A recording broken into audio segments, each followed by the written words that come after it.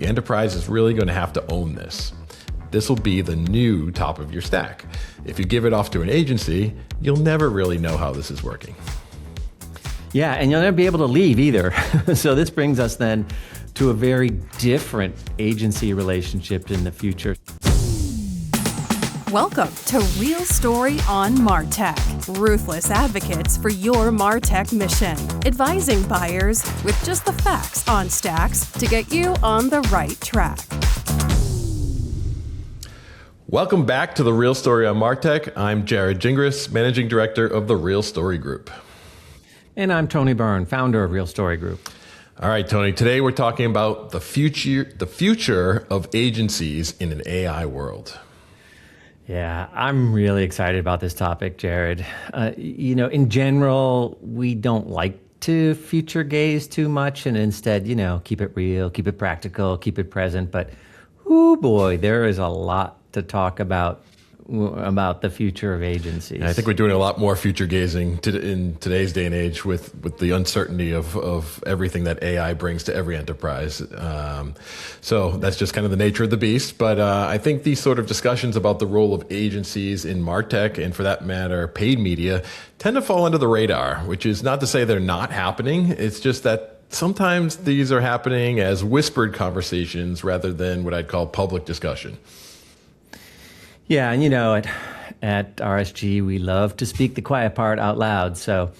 But Jarrod, you mentioned a couple things that's worth clarifying right away at the beginning. And the first is really the scope of this. So the scope is, yes, we're talking about MarTech, but also ad tech and related creative and content ops and related digital strategy and execution more broadly. So it's a pretty wide scope, but agencies nominally provide all these services. The other thing, of course, it's important to point out is that we're really taking, in our chat today, kind of the enterprise perspective. So in Real Story Group's grammar, you, the listener, we're assuming that you're a MarTech leader, and so you're always the subject of any conversation we're going to have. So while, we're talking about agencies, what we're really getting at here is the future of your relationship with agencies rather than advice for agency leaders themselves. Right. And as always, Tony, we're going to deliver the real story, which is coming straight from our corporate members. And in other words, people like you, the listeners. So, Tony, let's get into it.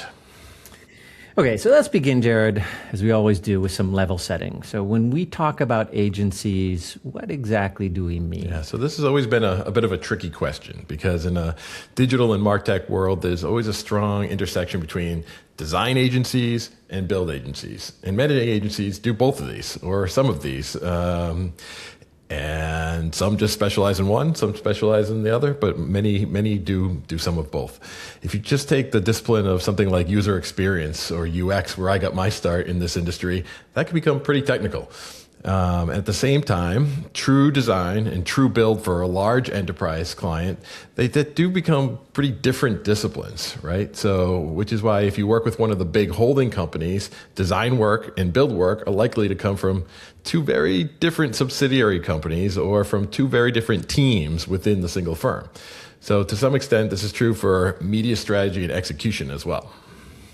So just real quick here, when you said holding companies, you mean the so-called big six, right? WPP, Omnicom Group, Publicis, Interpublic, IPG, Dentsu, and Havas. That's right. Those are sort of the tier ones of the world. But there's a whole slew of tier twos and tier three agencies and smaller firms and boutiques. But in general, at Real Story Group, we do distinguish between agencies on one hand and systems integrators on the other. Right, and as you mentioned, there can be overlaps, but between an agency and a systems integrator or SI, they are fundamentally different skills, tools, work streams, artifacts, and so forth. Now, there is a conversation to be had separately about the future of SIs in an AI world, and I'll promise our listeners out there we're going to get to that in another episode. But today we're going to focus really on agencies as agencies, the way we would define. Yeah, and to be clear, the scope of what an agency can deliver can be quite broad. Agencies can provide services ranging from identity, branding, rebranding, product and service design, UX design, as we mentioned, front-end development, reporting, analytics, and that's all just for the owned and operated platforms and experiences. Of course, the lion's shares of enterprise spend these days is on those tasks in connection with paid media, and sometimes earned media and organic social as well. So it's a wide range of services ranging from true creative spark to workaday production to measurement and analysis. Yeah, and that distinction you just made, by the way, this sort of the distinction between creative versus production is really important, and for sure we're going to come back to that. But let's talk first about how agencies have evolved in their work with RSG's corporate members over the past decade. What's your perspective on how those agency relationships have evolved? Yeah, so whenever we talk about this, we always talk about it in terms of this pendulum going outside of the enterprise and back in. So between insourcing agency work and even building internal agencies versus completely outsourcing agency work. And this is an important discussion because this may have I think it's kind of obscured some deeper trends in agency enterprise relationships. Yeah, well, let's talk about one topic you know very well, and that's the advent of DAM and what that has meant for enterprise and agencies. Yeah, well, you beat me to the punch here. You knew it was gonna come up one way or another. But digital asset management is kind of on the forefront of thinking about this conversation of who owns the actual content that is being created, whether it's internal or external. So not only is that pendulum going back and forth between who does the work, it's who actually owns the content, and ownership or possession is 9/10 of the law, as they say. So, I think getting control of your assets means owning your assets on your own systems and having full control of that content in-house. And we even saw and still see today these horror stories where an agency holds all the assets and all the work in progress and all the history, and then if and when a relationship ends, the enterprise risks losing a good chunk of that. Or even more prosaically, an enterprise might work with multiple agencies and has to reconcile and coordinate all the work, which leads to a lot of confusion and an enormous amount of duplication. Yeah, I actually think to one client that we were recently working with, where this new leader came into the organization who was very bullish on content reuse, right? And so when they started asking questions about where are all the components that made up these finished assets that were in the DAM, it was a pretty hard conversation when the answer was, well, we don't have the components because those walked out the door with an agency that we fired a few years ago. We only have the finished assets. So kind of defeats the purpose of the reuse business case that often comes with digital asset management. So kind of a sad story there. But I think the bigger thing here that's worth noticing is, because this is going to repeat itself, enterprises are taking more control over a crucial source of value. Right? Specifically taking control over their DAM. So even if agencies are doing a lot of the work externally, they need to do it in your DAM. When they're using your DAM, they need to apply your taxonomic and other standards. They need to make sure that you're following your rules and your processes, because these assets really matter to your enterprise. Yeah, that's a great point and kind of an object lesson. But at the same time, though, we do see the rise of agencies doing more production work, right? And enterprise billing, kind of going up accordingly.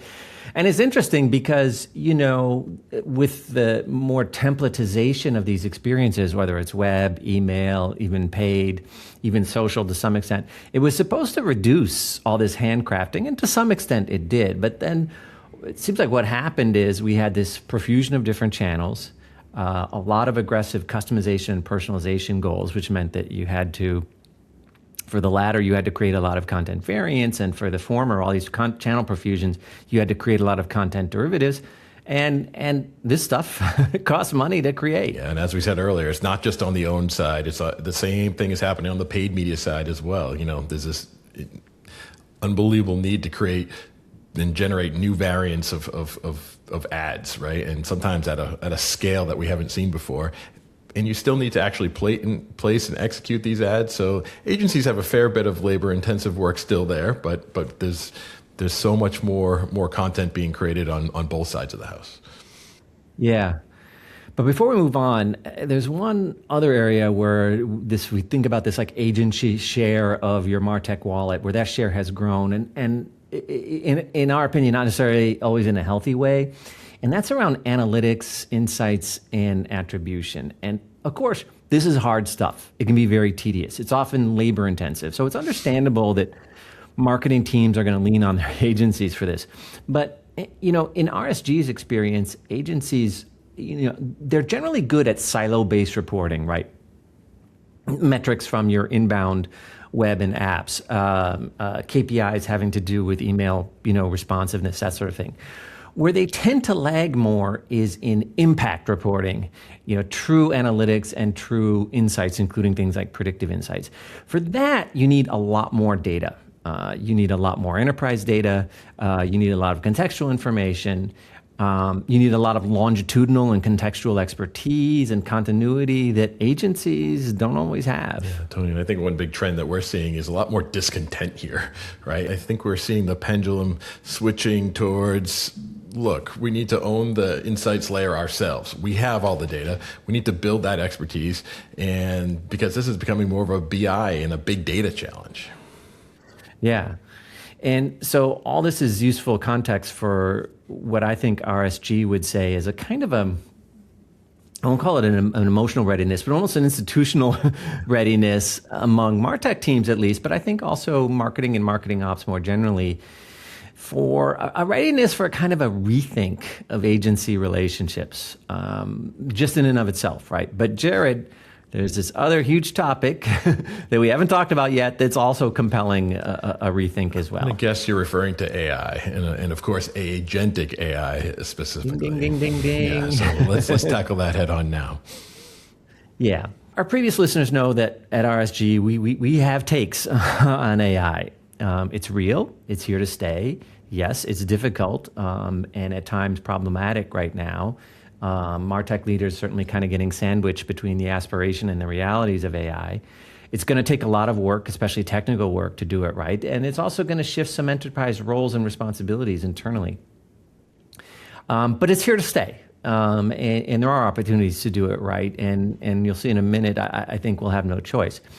But what we also see today, and this is particularly germane when it comes to agencies, is a tendency to kind of over-index on generative AI or Gen AI, which is really just one flavor of AI. And this comes up a lot in our conversations where we have executives in particular kind of conflating Gen AI and just AI more generally.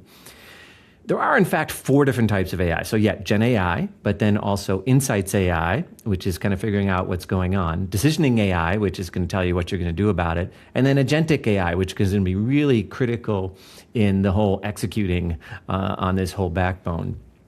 So yeah, there's 4 different types of AI here, not just Gen AI. Yeah, and Tony, let's extend that just a bit here, because it's not just a list of four AIs, types of AI operating independently. I think let's argue that there's a loop here, right? So Insights AI should uncover an opportunity. Decisioning AI should tell you what to do about it. And then Gen AI generates the appropriate content. And then likely Agentic AI generates the final experiences. And one more thing, if you're doing it right, and that's the feedback part of the loop. You're applying AI as well as machine learning or ML to the loop as a whole. And many people assume that their AI platforms and workflow automatically include machine learning and this kind of loop, and typically they don't. You have to build that. But that's where you have the opportunity to continuously improve your outcomes. So we're going to be talking a lot about that loop in a little bit. So you mentioned overemphasizing Gen AI, and we definitely see that in light of the expansion of production work that you mentioned earlier. But the big question here is, if AI can automate this difficult part of the content supply chain, who should obtain the benefits? Right now, agencies are saying, look, we know how to do this right, so just trust us, trust our AI tools, and we'll do this faster. And speed is always good, right? Yeah, speed is good. Speed should be one of the advantages that you get here, and you know, agencies aren't wrong about that necessarily. But from an enterprise marketing and MarTech perspective, there's a couple problems with this approach. First, we know now that to do Gen AI right, you need to have more and more enterprise inputs, data, context, guardrails, more data, more context, more learning, more constraints, more guardrails, and again, more data. And enterprises are relearning this lesson every day. That's a lot of pipelines that you'd rather just keep internally focused and running. Yeah, because a number of different systems need those pipelines. And so also, and related to this, if we're talking about automating an entire creative, say we're talking about automating an entire creative and content supply chain, or things like automating an entire marketing campaign orchestration, then we're talking about a lot of different process dynamics at work here, not just a few steps. Gen AI on its own is valuable, yes, but really just as a tactic in this context. The real business win is automating the entire flow. And unless you've outsourced all your marketing ops to an agency, and we know that some firms do this, but most of you are not. But if you're not outsourcing all of your marketing and creative ops to an agency, then you're going to want to own that supply chain. You're going to want to own that marketing campaign orchestration because it ties into too much else, including things like customer data, the constraints and context that I mentioned, your campaign analytics, AEO, and really everything else. So what you risk here actually is the opposite of speed, where in this case, your agency, by kind of being outside the process, actually gets in the way. Whereas if you own these AI services, you can adapt your responses and regenerate the relevant creative in much shorter time cycles. Yeah. Going back to your point about inputs, I actually think there's a larger issue here that you hinted at earlier, and that's the learning loop. Who owns the learning loop? We'd argue at Real Story Group that the enterprise should own the loop as a whole because that's where the long-term ROI comes into play. The first loop often only brings marginal value, right? You might outsource small pieces if you have to, but optimization in a multi-channel context is where the value lies. And you want to capture that value without an intermediary. Yeah, that's a really important point. And we could almost say that like your DAM platform, as you mentioned, is a key enterprise-owned asset. The loop itself should really be a kind of an enterprise asset, and you're going to want to keep it in-house.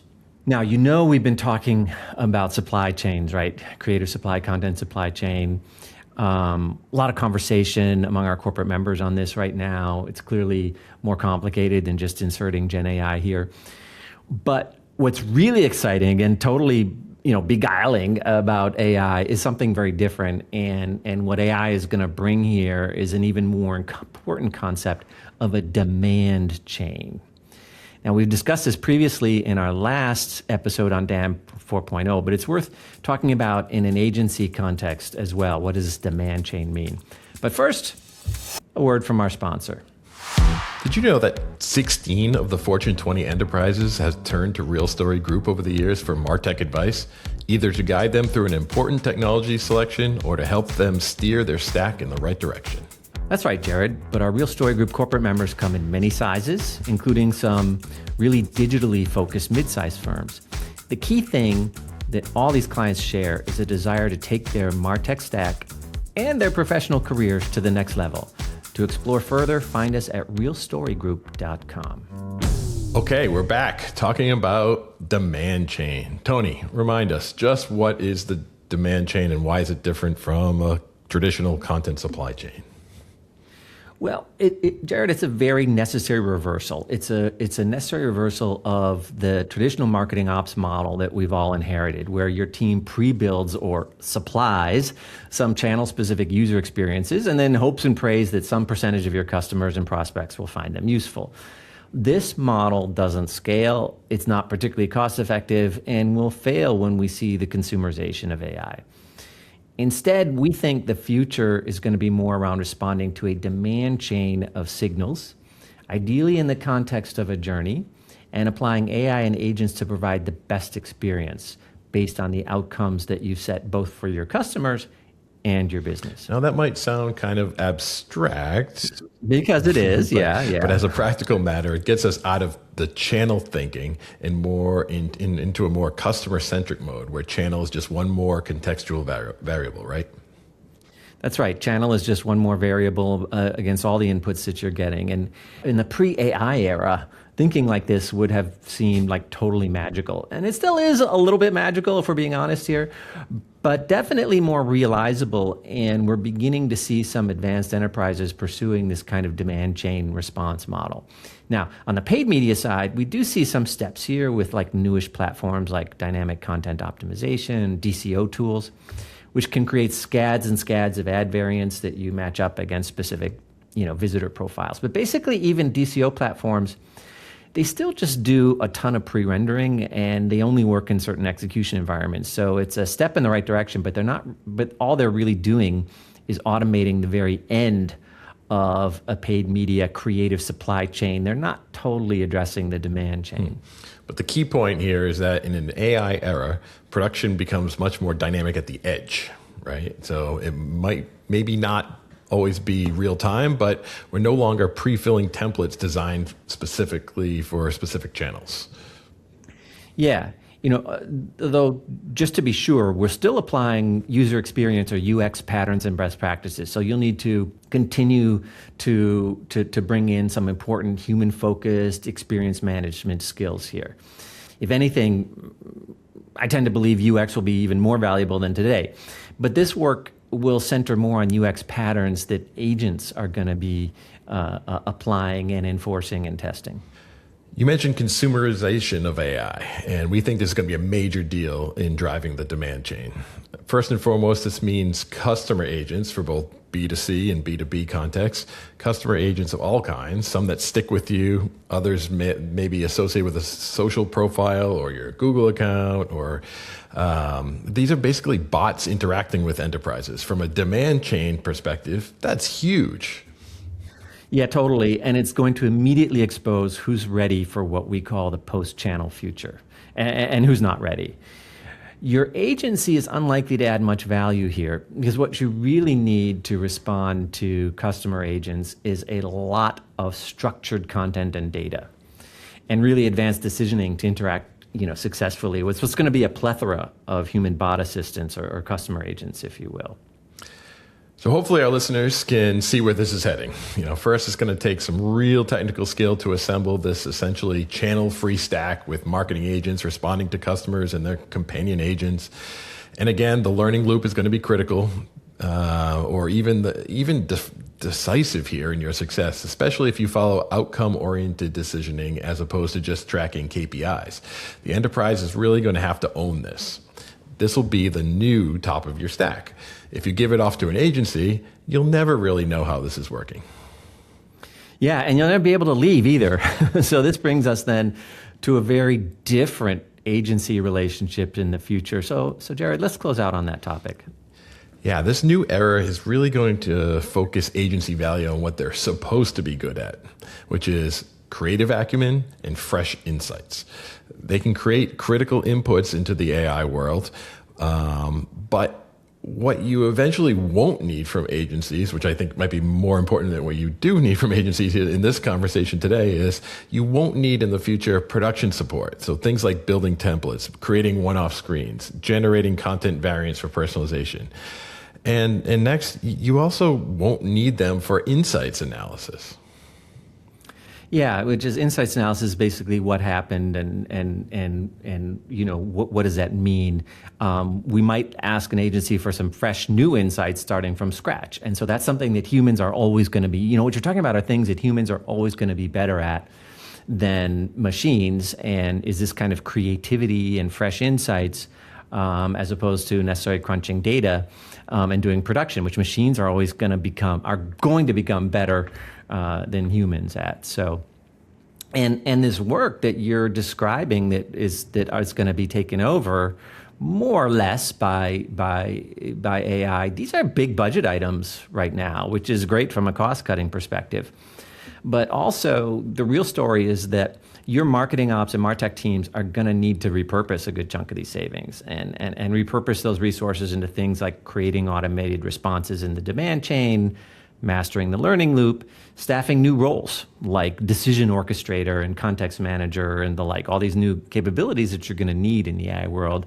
This is, I think, where the funding is going to come from, is by reductions in your agency budgets. Yeah. And much like we see a future where you may need to struggle a bit with your incumbent vendors, you may need to struggle a bit with your incumbent agencies. And the reason is, those agencies, they very much would like to own this loop that we're talking about. A cynic might label this as a kind of brute force survival mechanism on their behalf. Okay, now who has ever accused us of being cynics? Certainly never. But a more practical answer is that agencies think they're good at this, and it's a natural extension of the things they already do for you. And there's some truth to that, sure. But as an enterprise, you're not going to want to end up dependent on that agency for what's going to be half of your stack. Yeah, the whole top of your stack is going to be automated, and a good part of underneath your stack in terms of the supply chain as well. So, yeah, to summarize, you want to be able to capture all the effectiveness and efficiency benefits of AI for your firm. And that if you don't master this, it's going to be a competitive lag on your business. But also, to do any kind of AI right, agentic or otherwise, you need to bring to bear a wide, and ever-growing variety of enterprise content and data together in a way that really begs doing this work internally. So I think it's fair to say that we at Real Story think we may be going back more to the basics, right? So where agencies are creative agencies and less marketing ops teams. Yeah, and for you, our dear listeners who are enterprise marketing and MarTech leaders, I think this is a really good thing. With that, Tony, I'll remind you and everyone else that at Real Story Group, we can help your team craft a business-focused AI and agentic strategy, as well as think through your agency investment. All you need to do is just reach out to us. And remember, we always sit on your side of the table to improve your team's capacity and enhance your career. Now, Jarrod, what's on top for next month's podcast? Well, Tony, next up, we're going to be talking about everyone's favorite topic.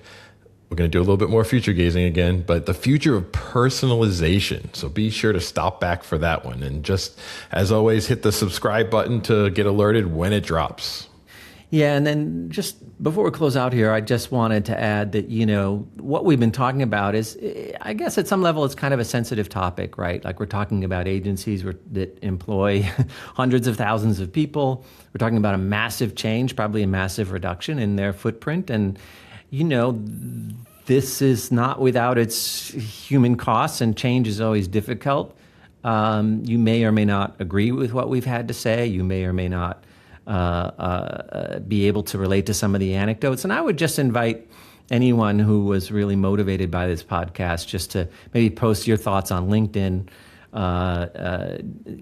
mention us, and we'll be sure to jump into the conversation. You may agree, you may disagree. It can be at a human level kind of a difficult conversation, but I think it's an essential conversation. I think it's incumbent on marketing and MarTech people to be thinking ahead here, whatever the consequences are for their agency. Yeah, let's keep the conversation going, whether it's in private or in public, but regardless of private or public, for that conversation, we invite you to share your thoughts and share this podcast and some of our other episodes with your friends and colleagues.